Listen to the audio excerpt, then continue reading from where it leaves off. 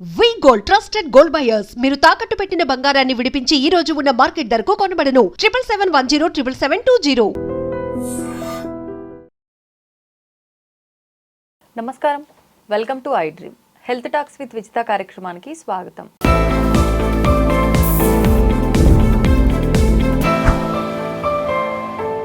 ప్రస్తుతం మనతో పాటు ఉన్నారు అనువంశిక ఆయుర్వేద నిపుణులు డాక్టర్ సుధాకర్ రెడ్డి గారు.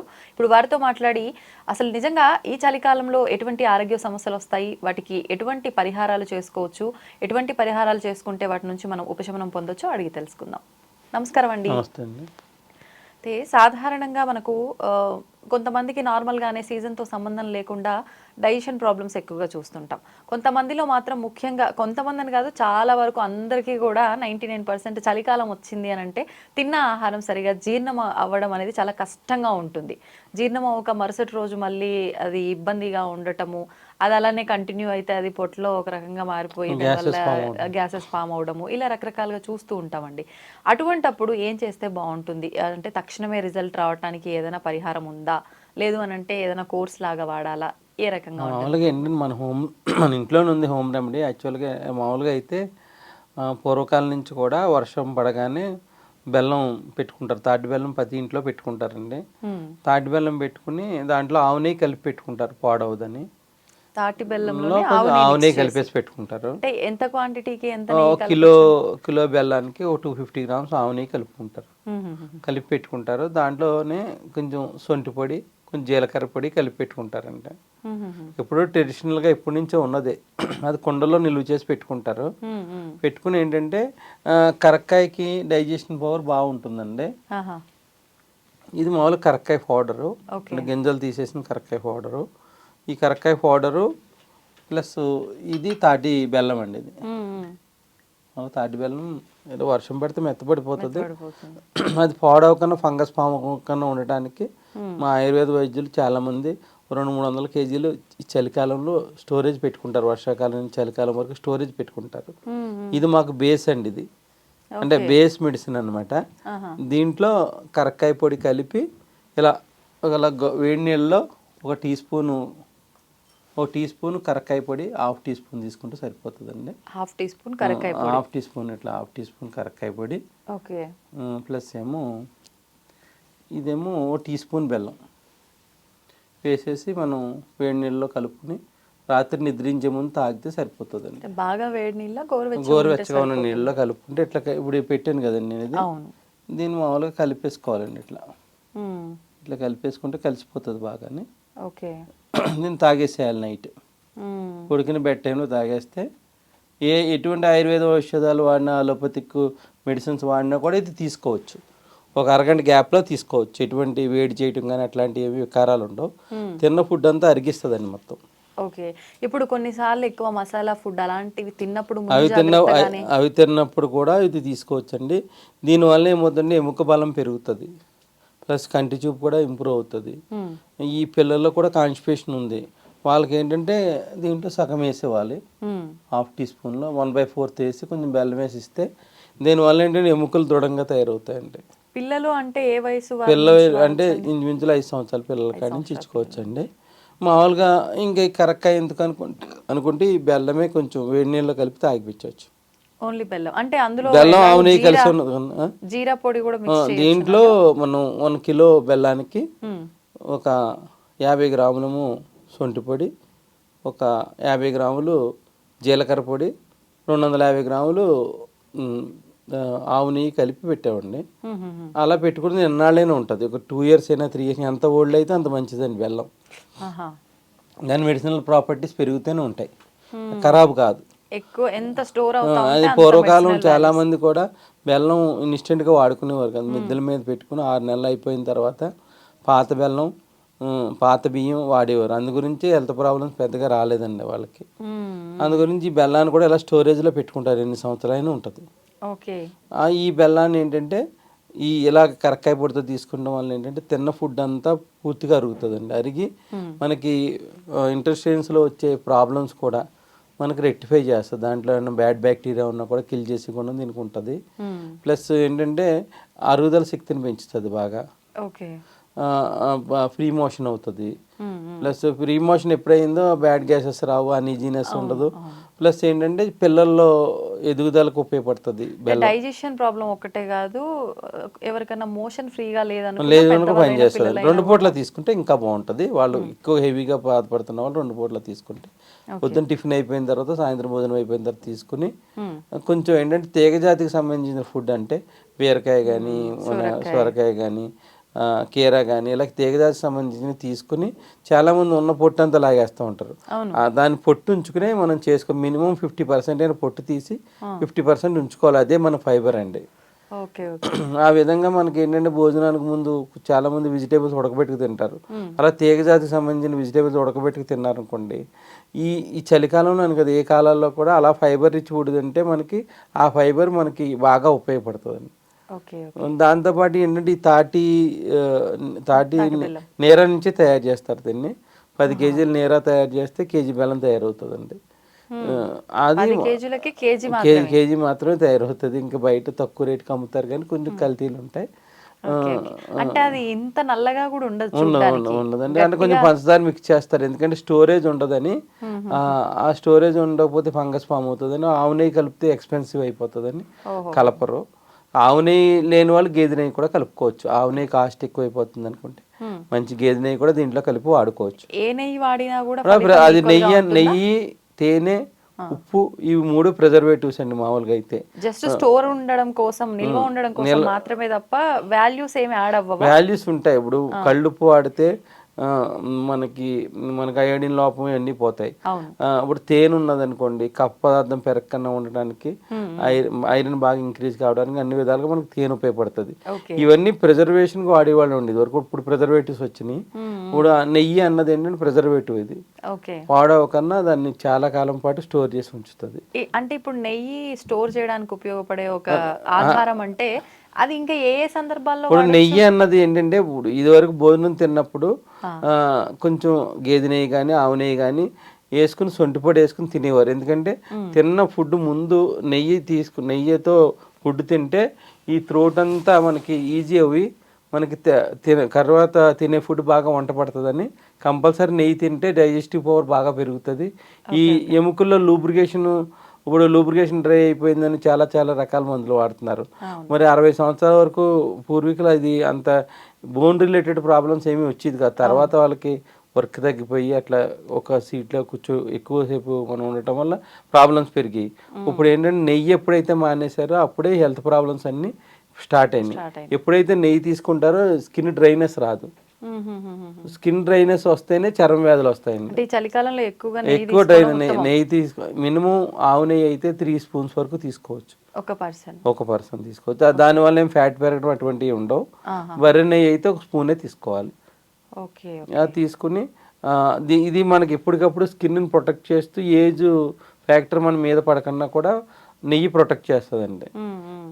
ఈ విధంగా మనం తీసుకోవాలి. ఇప్పుడు ఈ చలికాలంలోని గేగులు అంటారు. తెలంగాణలో గేగులు అంటారు, ఆంధ్రాలో తేగలు అంటారు. ఆ గేగులు అంటే అది కంపల్సరీ ఫైబర్ ఫుడ్ అండి. అది ఫైబర్ ఫుడ్, దాంతోపాటు మనిషికి బలాన్ని ఇస్తుంది, పుష్టిని ఇస్తుంది అండి. అది దాన్ని కొన్ని ఏరియాల్లో లడ్డూల కింద కూడా చేసుకుని వాడతారు. సంవత్సరం పడుకున్నా కూడా గేగులు ఇప్పుడు కట్ చేసి ఎండబెట్టుకుని దాన్ని మధ్యాహ్నం టైంలో నానబెట్టుకుని కొంచెం బెల్లం వేసుకుని అది తినేసి ఆ బెల్లం నీళ్ళు తాగుతారు. అంటే న్యాచురల్ ఫైబర్ అండి అది. అంటే మనకి నేచర్లోనే చాలా ఉంటాయి. అవి ఏంటంటే మనకు తెలియని వాళ్ళు అది ఏంటంటే విచిత్రంగా చూస్తూ ఉంటారు ఈ తేగలని. అంటే అందుకే చెప్తూ ఉంటారు ఏ సీజన్ లో వచ్చింది అది, ఈ పదార్థం ఆ పదార్థం అని కాకుండా తినాల్సిన అన్ని తింటే ఆటోమేటిక్ గా అన్ని మన శరీరంలో కరెక్ట్ గా ఉంటాయి అని. అది దాంతోపాటు గట్ హెల్త్ ని బాగా కాపాడుతాయండి అది గేగులు, తేగలు. దాంట్లో ఉన్న బుర్ర గుంజ ఏంటంటే మనకి నాగుల చవితికి దాంట్లో బుర్ర కొట్టి దాంట్లో తీస్తారు. గుంజ అని, బుర్ర గుంజ అంటారు దాన్ని. అది కూడా తింటారు. అంటే కొబ్బరిలోన పువ్వు ఎట్లా వస్తుందో ఈ తాటి టెంకలో పువ్వు వస్తుంది లోన. అది తింటే కిడ్నీ రిలేటెడ్ ప్రాబ్లమ్స్ రావండి అవి. ఇప్పుడు చాలా అంటే నాగుల చవితికి ఆ దేవుడి రూపంలో మనం దేవుడికి పెడతాం, అది మనం తింటామని సైంటిఫిక్ గా అది అది తినాలని అట్లా పెట్టారు మనకి. Okay okay. ఆ రూపంలో అయినా మనం తీసుకుంటామని. ఇప్పుడు కొబ్బరి పువ్వు తింటే ఈ మధ్యకాలం రీసెర్చ్లో కొబ్బరి పువ్వు ఎవరైతే ఫ్రీక్వెంట్గా తింటారో వాళ్ళ కిడ్నీ రిలేటెడ్ ప్రాబ్లమ్స్ కూడా తగ్గుతున్నాయని రీసెర్చ్లో చాలామంది చెప్తున్నారు దాన్ని. అదేవిధంగా ఏదైతే మనకి మామిడి ఏది తాటి టెంకలో ఉండే గుజ్జు ఏదో ఉంటుందో అది తినటం వల్ల ఇలా కిడ్నీ రిలేటెడ్ ప్రాబ్లమ్స్ రావు. అంటే సీజన్ బేస్ ఫుడ్ మనం తీసుకోవాలండి ఆ విధంగా. Okay okay. ఇప్పుడు ఇది మనం మాట్లాడుకున్న ఈ తాటి బెల్లము ఈ కరక్కాయ కాంబినేషన్ ఏదైతే ఉందో అది కంప్లీట్ గా డైజెషన్ కి కాన్స్టిపేషన్ కి మాత్రం చక్కగా పనిచేస్తున్నారు. చాలా బాగా పనిచేస్తుంది. కొన్నిసార్లు అప్పటికప్పుడే పొట్ట ఉబ్బరంగా అనిపించి ఇబ్బందిగా అనిపిస్తుంది డేలో, అట్లాంటి సమయంలో కూడా అప్పటికప్పుడు తీసుకుంటే అప్పటికప్పుడు తీసుకుంటే అలాంటప్పుడు ఏంటంటే వాము ఉప్పు కలిపి తీసుకోవాలండి. ఓకే. అంటే ఓవర్ ఫుడ్ ఎక్కువ అవటం వల్ల, తర్వాత ఏంటంటే ఈ అజీర్ణమోటో ఎక్కువ యూజ్ చేస్తున్నారు బయట, దానివల్ల ఈ బ్లోటింగ్ ప్రాబ్లమ్స్ అన్నీ వస్తాయి. వచ్చినప్పుడు కూడా మనం ఏంటంటే వామును కూడా నిమ్మరసంలో భావన చేసుకుని ఎండబెట్టి పెట్టుకుంటారు. నిమ్మరసం కొంచెం సైంధవ వేసి పెట్టుకుంటారు, చిన్న డబ్బాలో పెట్టుకుంటారు. పెట్టుకుని భోజనం అయిపోయిన తర్వాత తింటే ఏ ఫుడ్ తిన్నా కూడా డైజెస్ట్ అయిపోతుంది. అలా వాముని జీలకర్రని కూడా నిమ్మరసంలో భావన చేసి ఎండబెట్టుకుని పెట్టుకుంటారు. అది భావన జీలకర్ర భావన ఇవన్నీ కూడా దొరుకుతాయండి మార్కెట్లో. చాలా మంది మజ్జిగన్నంలో జీలకర్ర కానీ వాము కానీ వేసుకుని లాస్ట్ భోజనంలో తింటారంటే ముందు తిన్న ఫుడ్ అన్ని బ్లోటింగ్ రాకుండా గ్యాస్ ఫార్మేషన్ అవ్వకుండా ఉండడానికి, బ్యాడ్ గ్యాసెస్ ఎగ్రివేట్ అవ్వకుండా ఉండడానికి ఆ విధంగా కూడా ఫుడ్లో వాము జీలకర్ర తీసుకుంటారు. ఈ విధంగా మనకి ఏంటంటే తీసుకున్న వాళ్ళు బోన్ హెల్త్ని కాపాడుకుంటూ గట్ హెల్త్ కాపాడుతూ, ప్లస్ ఈ కరక్కాయ వలన కూడా మనకి కంటి చూపు పెరుగుతుంది. ప్లస్ ఇది తాటి బెల్లానికంటే ఎముకలను గట్టిగా ఉంచే గుణము దీంట్లో పిల్లలకి ఎదుగుదలకు కూడా ఉపయోగపడుతుంది. సాధారణంగా చూస్తుంటాము చలికాలంలో వర్షాకాలంలో ఎక్కువగా వ్యాధులు ప్రబలే కాలం అని చెప్తూ ఉంటారు. అయితే ముఖ్యంగా ఈ చలికాలం కనుక తీసుకుంటే పిల్లలకైనా పెద్దవాళ్ళకైనా ఎవరికైనా సమ్మర్ నుంచి సడన్గా చలికాలంలోకి మనము ఎంటర్ అవ్వటం వల్ల వెంటనే వెదర్ చేంజెస్ ఎక్కువగా ఉండి తొందరగా ఏదో ఒక జలుబో దగ్గో ఏదో ఒక దానికి మనం వెంటనే ఎఫెక్ట్ అవుతూ ఉంటాం. అట్లా అవ్వకుండా ఉండాలంటే ముందుగానే మనం తీసుకునే జాగ్రత్తలు ఏవైనా ఉంటే తెలియజేయండి. ఈ చలికాలం వచ్చేటప్పుడు కామన్గా ఎవరికైనా కూడా స్కిన్ డ్రై అయిపోయి డిఫరెంట్ మన సోప్స్ కానీ అవన్నీ వాడుతూ ఉంటారు. పూర్వకాలం నుంచి కూడా వచ్చింది ఏంటంటే నువ్వుల నూనెలో అంటే పప్పు నూనె అంటారు, వంటకు వాడే నూనె. నల్ల నువ్వుల నూనె ఏంటంటే మనకి పెయిన్స్ ఉంటే వాడతామండి, కీళ్ళ నొప్పులు ఉంటే ఆ నల్ల నువ్వుల నూనెతో తయారు చేసే వస్తువులు వాడుతూ ఉన్నాడు. బాడీ పెయిన్స్ ఏ పెయిన్ అయినా కూడా నల్ల నువ్వుల నూనెని మనం ఔషధం కింద ఎక్స్టర్నల్ అప్లికేషన్ వాడతాము. అభ్యంగనానికి అంటే బాడీ మొత్తం మనం అభ్యంగనం చేసుకుంటున్నప్పుడు మట్టికి పప్పు నూనె వాడతాం. పప్పు నూనె అంటే ఏంటంటే నువ్వుల పైన పొట్టు తీసి దాన్ని తీసే ఆయిల్ని పప్పు నూనె అంటారు. దానికి ఫుడ్కి వాడతాం, అది పెద్ద చేదు ఉండదు. ఆ నూనెనే వాడితే మనకి చాలా మంది ఏంటంటే నల్ల నువ్వుల నూనె పెట్టుకుంటే నలుపు వచ్చామంటారు. ఈ పప్పు అలా ఉండదండి, అపోహ అంతేగాని ఆ పప్పు నూనెకి ఆ గుణాలు ఏమి ఉండవు. శుభ్రంగా పప్పు నూనె మనం ఎవరైతే ఒక 1/2 లీటర్ తెచ్చుకున్నారనుకోండి, దాన్ని మనకి పూర్వకాలంలో మనకి జున్ను అనేవారు కదా, జున్నుపాలు అనేవారు. ఆవులు గేదెలు ఇంత జున్నుపాలు అనేవారు. అది కింద నీళ్ళు వేసి పైన పాలు పెట్టి ఉడకబెడతారు. ఉడకబెడితే జున్ను తయారవుతుంది. అదేవిధంగా నువ్వుల నూనె కూడా అంటే చిన్న మంట మీద పెట్టుకుని డబుల్ బాయిలింగ్ చేసుకోవాలి.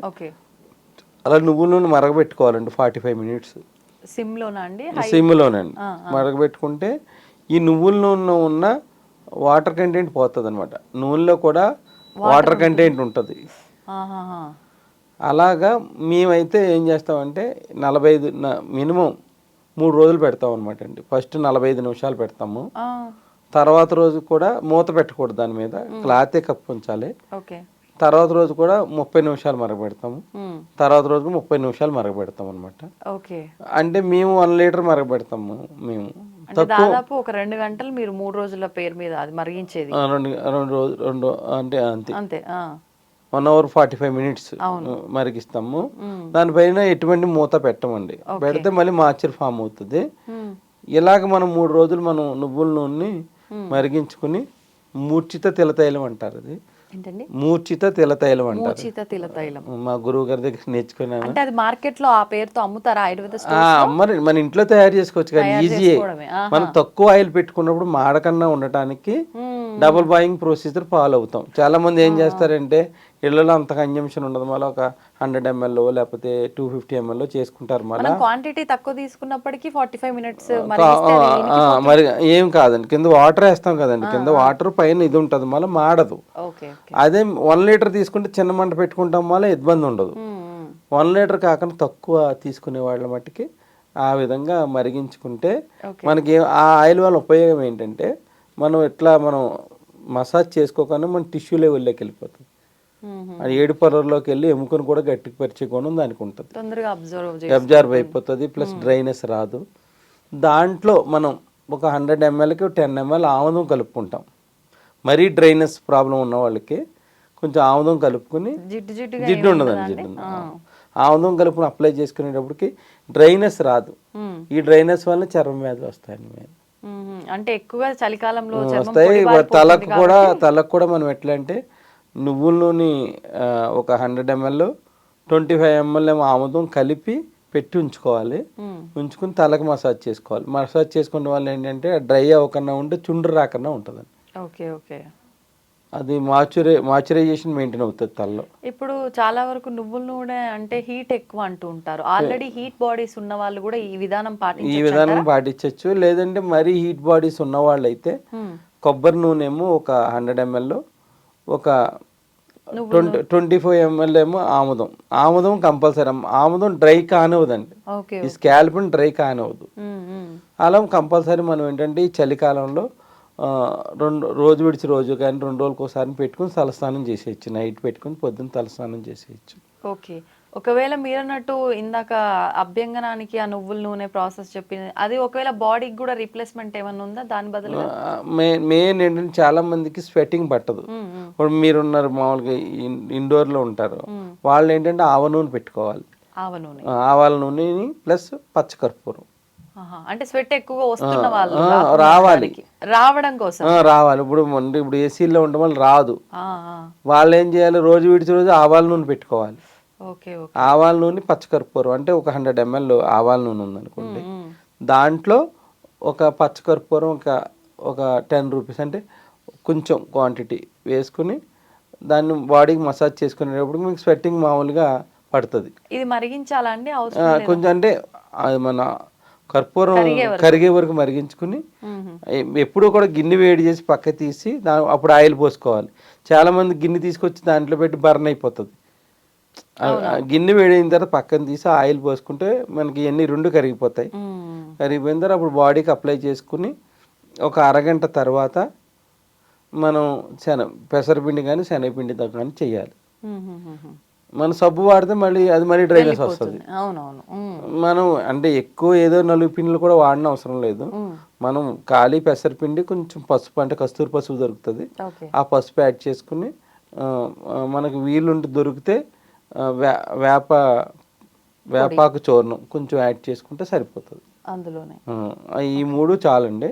ఇంకా గంధకచ్చూరాలు, భావంచాలు ఇవన్నీ ఉన్నాయి కానీ అందరికీ అందుబాటులో ఉండవు. సింపుల్గా ఉండేవి ఇవన్నీ. వేపాకు దొరకపోయినా కూడా ఇది మన ఇంట్లో కొట్టిన పసుపు అయినా కూడా యాడ్ చేసుకోవచ్చు.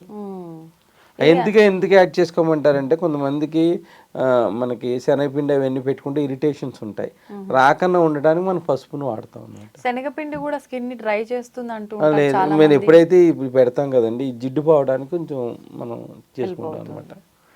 ఆ విధంగా మట్టుకు మెయింటైన్ చేసుకుంటా ఉంటే ఈ చలికాలం బాగా మెయింటైన్ అవుతుంది. దాంతో పాటు కంపల్సరీ భోజనంలో బర్రె నెయ్యి, గేదె నెయ్యి కానీ ఆవు నెయ్యి కానీ భోజనంలో మెయింటైన్ చేసుకోవాలి. కొంచెం సొంటి పొడి, ధనియాల పొడి కలుపుకోవాలండి. ఒక 100 గ్రాములు సొంటి పొడి, ఒక 25 గ్రాములు ధనియాల పొడి. అంటే సొంటి కొంతమందికి ఇరిటేషన్స్ ఉంటాయి, అది కడుపు మండటం అట్లాంటివి ఉంటాయి. అది కాకుండా ఉండటానికి 100 గ్రాముల సొంటి పొడిలో 25 గ్రాములు ధనియాల పొడి కలుపుకుంటే ఇరిటేషన్స్ ఉండవు అనమాట. భోజనం ఫస్ట్ మొదలు తీసుకుంటాం వల్ల ఏంటంటే ఈ చలి వలన కూడా మనం ప్రొటెక్ట్ అవ్వచ్చు.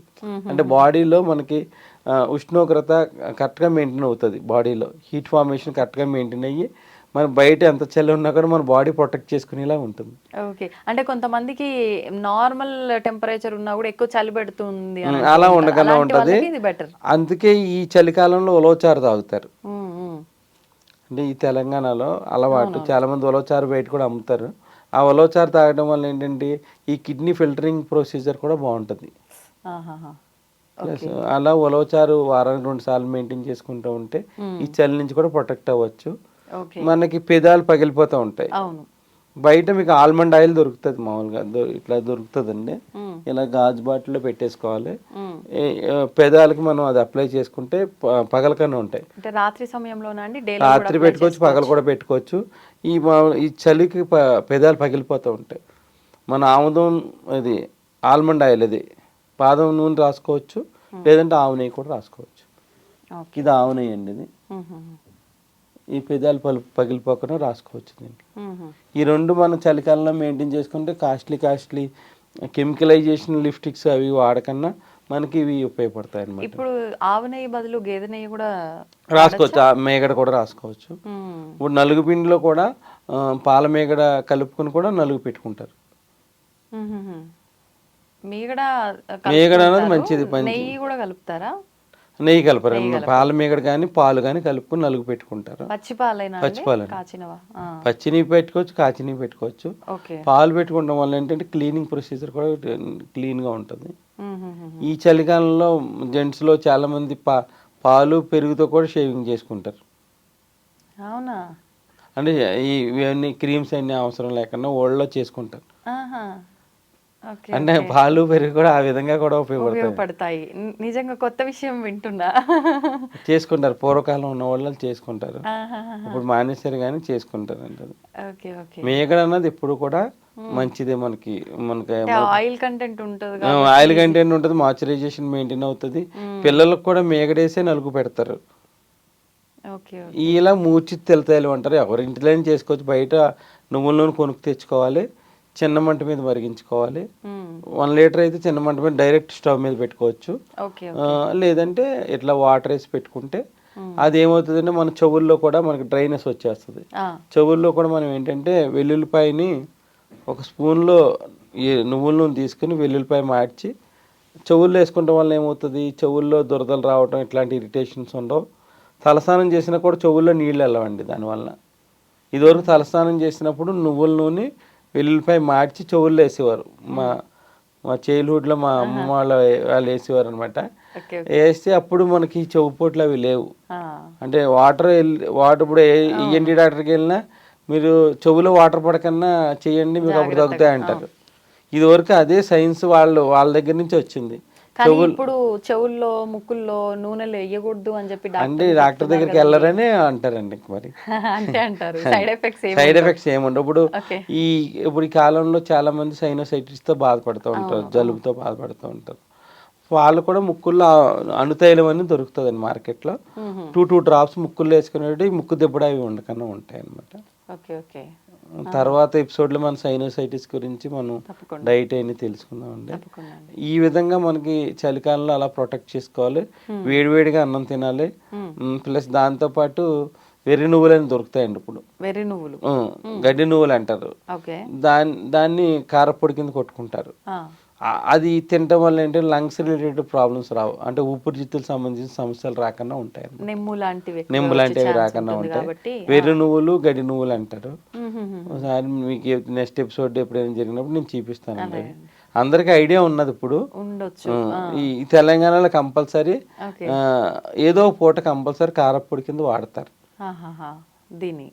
లంగ్స్ ప్రాబ్లమ్స్ నింబు అవి రాకుండా ఉండి మన బ్రీతింగ్ కూడా ఫ్రీగా ఉంటుందండి. ఇప్పుడు ఇది ప్రికాషన్ లాగానేనా అండి? వచ్చిన వాళ్ళకి పెట్టడం వల్ల కూడా ప్రివెంటివ్ కింద పనిచేస్తుంది. వచ్చిన వాళ్ళకి కూడా ఉపశమనం వస్తుందండి. ఈ ఫుడ్ వల్ల సైడ్ ఎఫెక్ట్స్ ఏమీ లేవు. అది ఎప్పటి నుంచో కూడా ట్రెడిషనల్ గా వచ్చే ఫుడ్స్ అండి ఇవన్నీ. అంటే చలికాలంలోనే ఈ కరివేపాకు కారం అని ఇట్లాంటివి అన్ని కూడా ఈ ఐటమ్స్ చలికాలంలో ఎక్కువ వాడతారు. టేబుల్ మీద కంపల్సరీ పెట్టుకుంటారు. నెయ్యిలు ఖచ్చితంగా ఇప్పుడు వాడతారు. ఎందుకంటే స్కిన్ డ్రై అయిపోతుందని ఎప్పటి నుంచో కూడా సైంటిఫిక్ గా మన పూర్వీకుల నుంచి వచ్చిన సాంప్రదాయం అండి ఇది. తర్వాత ఇది ఏదో మనం వాడితే కొవ్వు పెరిగిపోద్ది ఇదన్నీ కాదు, కానీ అదే ఫిజికల్ యాక్టివిటీ ఉండాలి. కానీ దానికి సంబంధం లేదండి. ప్లస్ మార్నింగ్ టైంలో వాకింగ్కి వెళ్ళకూడదు చలికాలం. పెద్ద వయసు వాళ్ళు వాకింగ్కి వెళ్ళకూడదు.